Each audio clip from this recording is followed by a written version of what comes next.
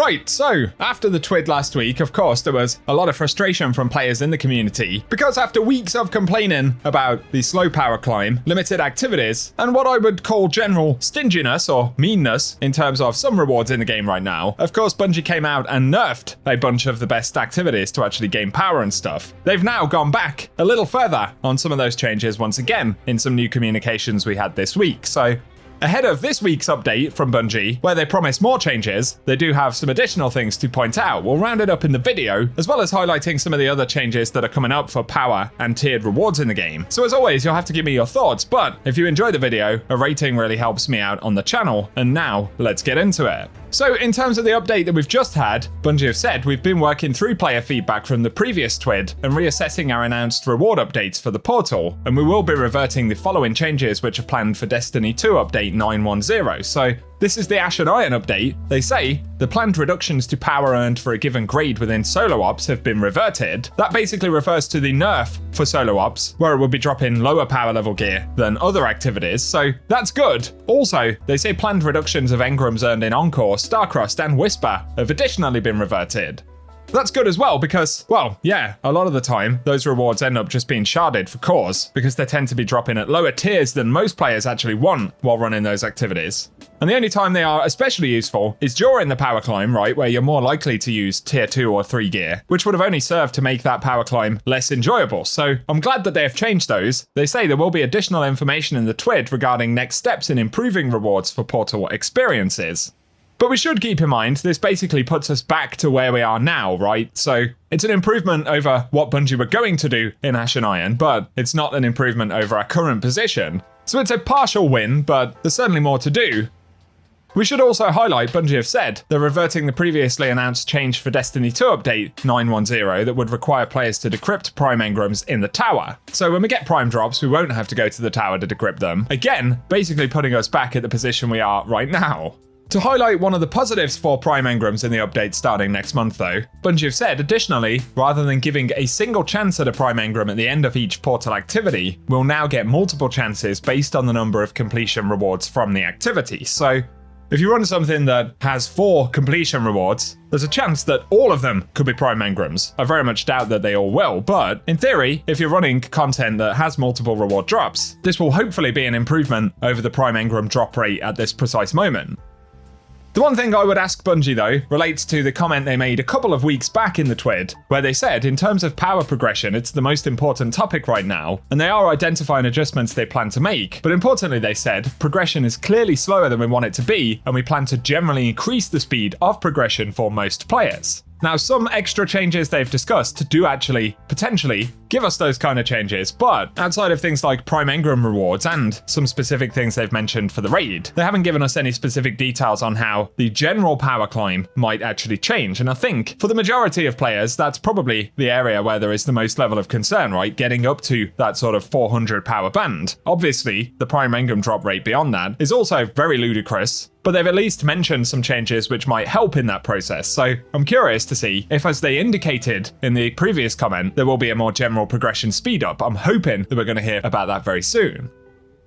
Something positive in terms of the raid, Bungie had said if we defeat all 3 bosses before beating the final boss, we'll earn an extra piece of gear after Ash and Iron. On top of that, the first challenge will give an extra piece of loot from your first clear of an encounter each week in any version of the raid, and completing the challenge will unlock an additional one that provides bonus loot from just the epic raid. Importantly though, the loot from these challenge drops has bonus seasonal power and drops at an upgraded tier based on the number of active feats, so that does mean that there'll be more powerful reward drops throughout the raid. Whether it will really be enough in terms of feeling rewarding on the power climb, we'll just have to wait and see. But absolutely, endgame content like raids should be dropping higher tier rewards and be an effective way, a worthwhile pursuit in terms of actually upgrading power, right? So I'd say that is a good start as well. Plus, Bungie had said that they're changing the reward multiplier to use account highest power rather than equipped power to determine the basis of the multiplier. So Basically, more recognition of our max power level without us having to have that max power equipped at any given moment, but they do say we'll still need to have new or featured gear to get up to a 10% scoring bonus. And this is one of the things I like least about the featured gear system, being penalized because you're using something from a previous season, whether it's a heresy weapon or something from last year, or in the future in Renegades, because you're using something from Solstice or Kepler, whatever it is. I just think it feels really bad that having those pieces of gear actually works to the detriment of power progression and other rewards in the game, right? It makes us work harder, essentially. And that's just one aspect of the new gear system and the kind of problems that it creates for players. If we look at this Reddit thread right here, we have players saying things like this: I'm straight up not buying or playing Destiny if my gear is soft sunset in a few months' time. And that's in reference to Renegades, when obviously there will be a power refresh, but there'll additionally be that component of if you're using your tier 5 armor from the previous season, you'll literally be punished in terms of your ability to make progress, whether it's through the difficulty, an extra scoring that'll be required because you're using that gear, or because it's somehow influencing the drops of rewards at this new level, right? I'd much rather Bungie do things like add bonuses to certain activities that improve the potential tier of rewards if you use all new gear. Something like that, which still incentivizes using new stuff, but doesn't straight up punish you for not using it, would at least give players a sense of agency where they can say, well, yeah, okay, I'll use all the new stuff so that I can hopefully get better rewards this season, right? It should be more of a boon and less of a limitation on our ability to actually make progress. I strongly feel about that, and I think Reddit threads like this indicate that if Bungie don't sort of change tact a little bit on the new gear system, I think it will have a really detrimental effect come Renegades in terms of players actually wanting to come back into the game. So that'll be my feedback on that. We should remember though, Bungie also have indicated that they're essentially nerfing loadout restriction modifiers in the portal. If you apply the locked loadout modifier, they say right now, the scoring value basically makes it too easy to earn good scores in expert difficulty. I think Bungie should be careful making changes like that, because one of the problems with difficult content at the moment is that a lot of the time, early on in the power climb, it's just not as rewarding as it should be in terms of gear tier. So my feedback on that front would be to focus a bit less on having your position in the power band actually influence the tier of rewards. A great example would be in the Renegades content, whatever that's going to look like. As one of the reasons that not many players have invested into the Kepler content is that you can run very difficult stuff, like the Mythic quest or whatever, and those higher tier rewards are either pretty stingy or non-existent because you're not at the correct point in the power climb. And Solstice additionally proved that having higher tier rewards as a potential drop, or for completing more difficult challenges, actually incentivizes players to grind, and it makes the power climb specifically more enjoyable. So, as some players have said, it's about the journey, but I strongly think the journey is more enjoyable if there are more chances to get sort of jackpot moments in the power climb where you feel like you've got something really rewarding, as opposed to all of it being reserved for the last phase of the power climb. So I hope Bungie touch on some things there. They have highlighted though, as we head into Ash and Iron, 400 to 450 will no longer be limited by prime engrams, and we'll be able to level up to 500 via any portal activity.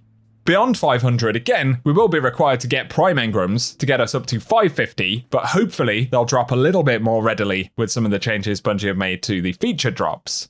Connected to this though, they've said players can reach Platinum and Diamond reward ranks which run from 450 to 499 power and 500 to 550 power respectively, and while in Platinum and Diamond you can earn A+ grades in PvE, with players needing an A+ to qualify for tier 5 gear until Platinum 3, where A grades start giving tier 5.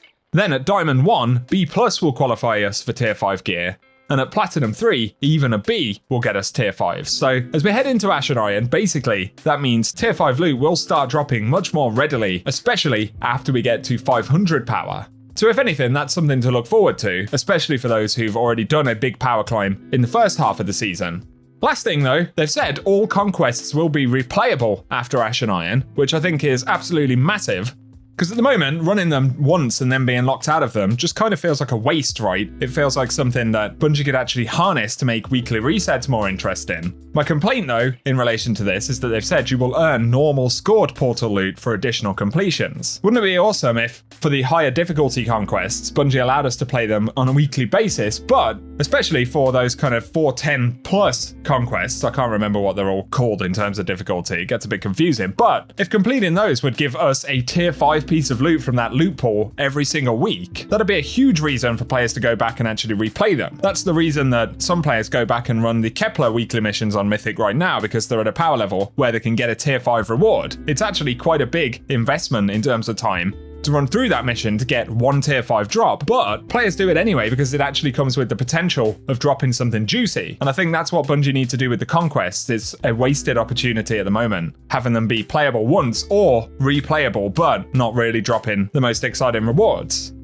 So we've gone over quite a few things there. I wanted to intentionally pick out some of the positive power changes and reward tier changes that we're getting in Ash and Iron and offset them against some of what I think are going to be inevitably the problem areas based on feedback as it stands right now. Hate to feel like I'm whinging and making demands, but the reality is, when we look at player numbers right now, player sentiment at the moment, if Bungie don't switch some of these systems up in a significant enough way for it to actually feel rewarding and different to how the game feels right now, then I think we'll continue to lose players all the way up to Renegades, and there'll be a lot of people who just don't jump back in for their next expansion. I think it's inevitable and very obvious. So Bungie need to continue announcing changes that indicate their awareness of how players actually feel. That was the biggest problem with the TWAB last week, and it's the biggest positive for the communications that they've had since then, which of course don't make sweeping huge changes, but they at least roll back on some of the obviously bad ideas that Bungie had. And they need to continue in that direction, because obsessing about getting players to just play the game mindlessly for the longest possible period of time, while it has worked a little bit over the past month or so, it's becoming obvious that it's not going to work moving forward at the same level that it does right now. Make people want to play the game because the game is fun and rewarding. Same with the new gear thing. Make the new gear enticing enough and interesting enough that players want to use it. Then you won't have to force players to use it. So those are my thoughts, but importantly, give me your thoughts down in the comment section. These would be some of the key things I'm hoping Bungie actually speak about and address in meaningful ways. And if there are less obvious components where obviously, you know, they're making certain adjustments to playlists which actually will have an impact on the power climb, then I think they need to do a better job of highlighting that, because it isn't always immediately obvious on paper. So fingers crossed for some good words today from Bungie. If you've enjoyed the video and found the updates helpful, a rating very much helps me out on the channel. But otherwise, cheers for tuning in, and I'll catch you guys very soon.